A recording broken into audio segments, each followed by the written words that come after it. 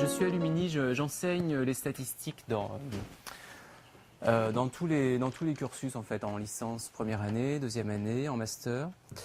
Aussi dans d'autres écoles, même pour des entreprises, hein, je fais des formations continues. Juste ça pour dire quoi, que c'est vrai qu'il y a plus de statistiques aujourd'hui,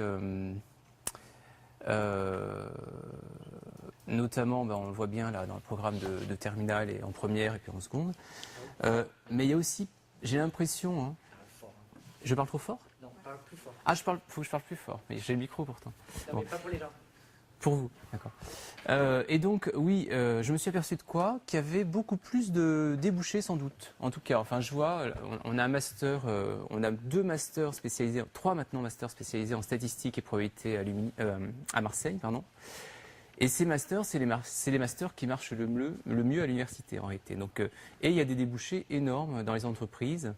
Alors dans les banques, dans les assurances, mais aussi dans tous les gros organismes de recherche, dans les sociétés pharmaceutiques, dans 10 000 choses. Donc les statistiques sont vraiment créées, disons, des débouchés assez naturels et c'est presque indispensable dans pas mal de secteurs.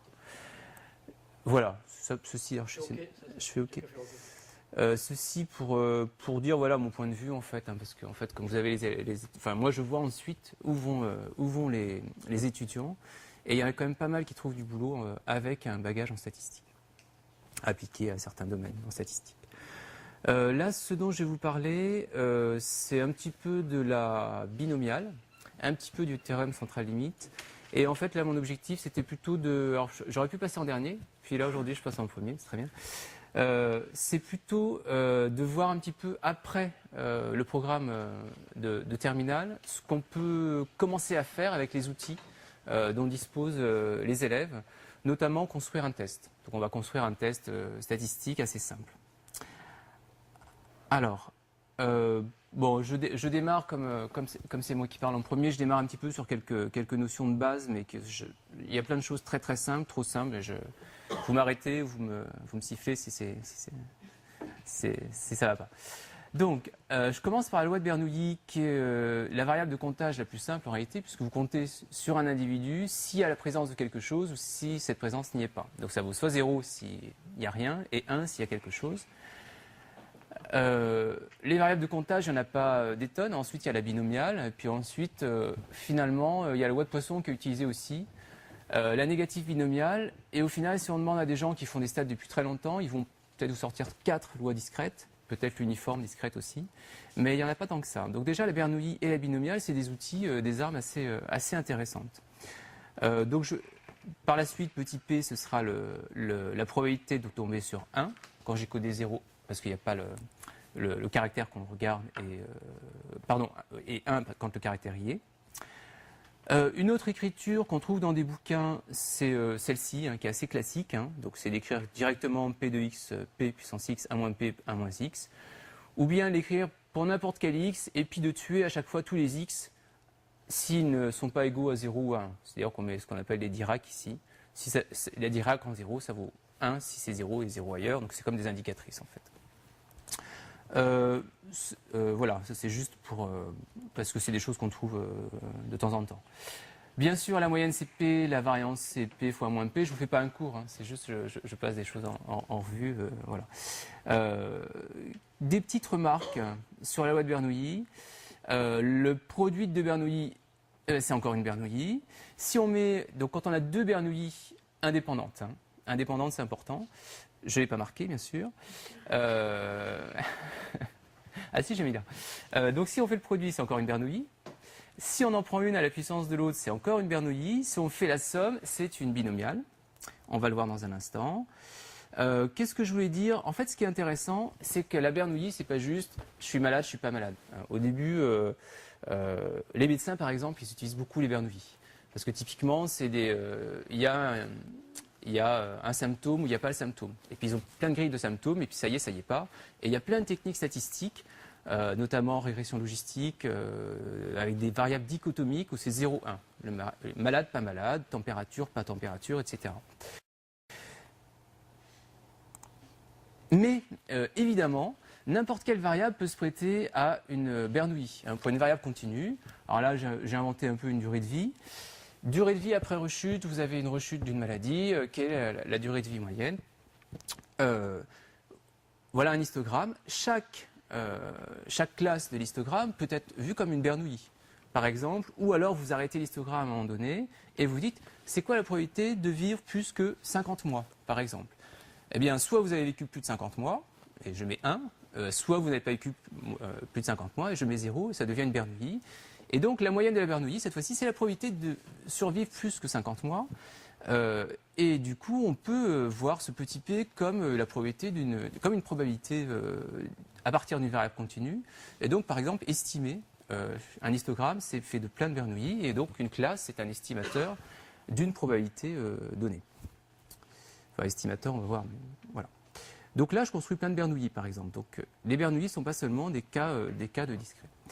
Ensuite, quand on fait des sommes de Bernoulli indépendantes, on tombe sur la binomiale. Donc là, je passe, hein, c'est juste pour les notations. Je vais noter grand S, la somme, qui sera donc la binomiale. J'aurais pu mettre grand B, mais grand S. Sa moyenne, évidemment, comme on fait la somme et qu'elles ont toutes même loi, c'est toutes les mêmes Bernoulli, eh bien, on somme les moyennes. Et la variance, puisqu'elles sont indépendantes, on somme les variances également. Alors, on peut continuer ceci. Donc, si on fait la somme de deux binomiales, on va tomber encore sur une binomiale, évidemment, puisqu'elles-mêmes sont décomposées en somme de Bernoulli. Et ce qui est intéressant, c'est que si on n'a pas l'hypothèse d'indépendance, ou bien si on n'a pas l'hypothèse que les P sont identiques, on peut très bien construire des sommes de Bernoulli qui ne sont plus des binomiales. Donc, je vais donner un contre-exemple tout de suite.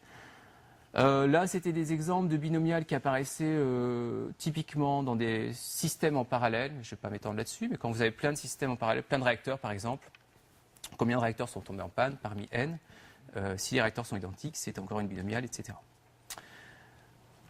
Contre-exemple.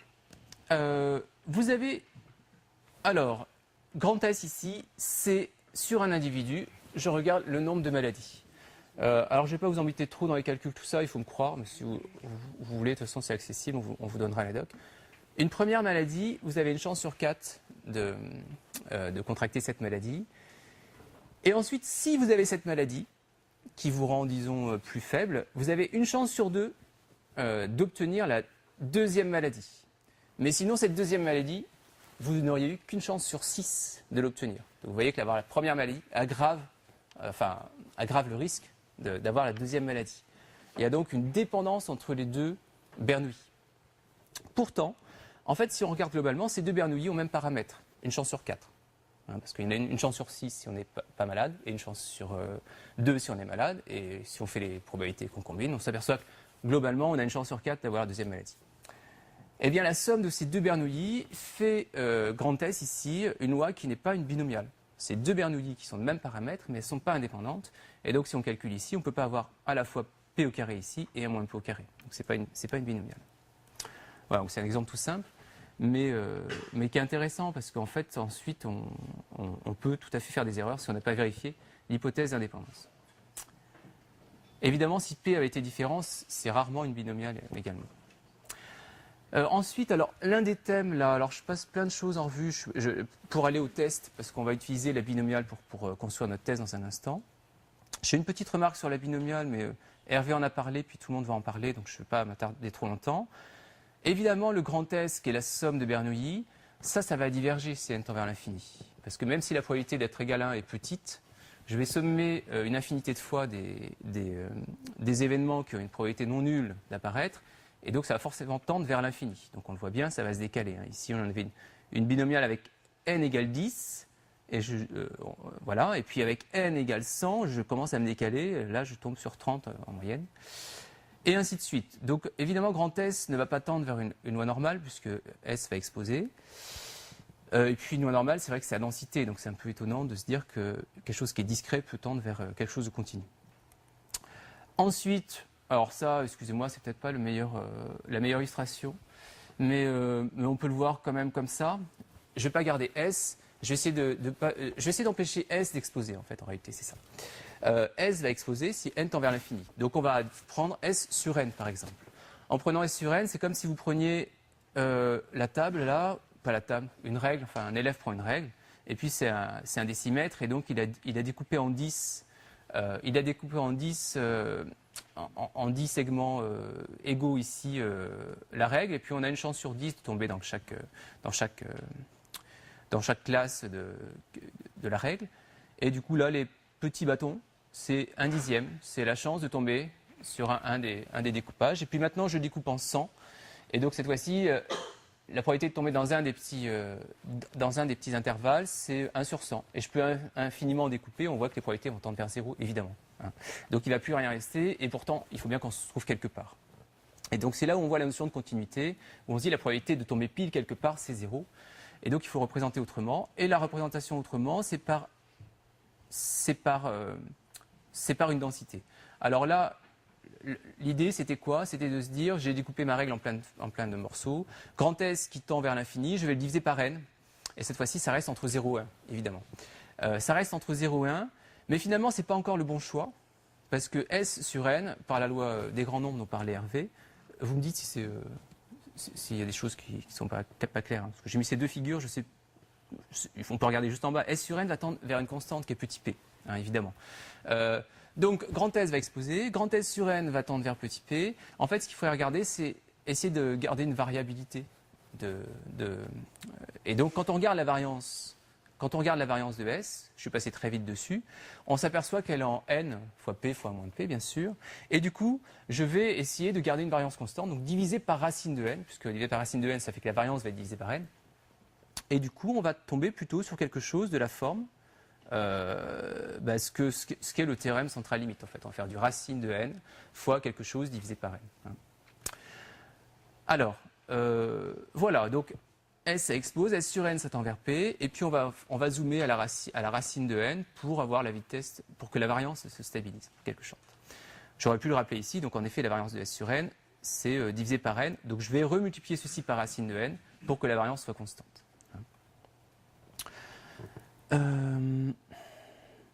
Oui, alors S sur n, plus généralement, c'est ce qu'on appelle la moyenne empirique. Il pourrait y avoir des choses autres que des Bernoulli, et c'est ce qu'on note souvent X bar aussi. Ça, c'est une remarque, mais qui va être utilisée ensuite pour le théorème central limite plus général. Donc S sur n, c'est quelque chose qui, en moyenne, tombe sur P, puisqu'on vient de voir que l'espérance de S sur n, c'était petit p. Donc c'est ce qu'on appelle un estimateur sans biais. Il estime bien petit p, sans biais, c'est-à-dire qu'en moyenne, il tombe sur P. Et puis sa variance tend vers 0, c'est ce qu'on appelle un estimateur convergent.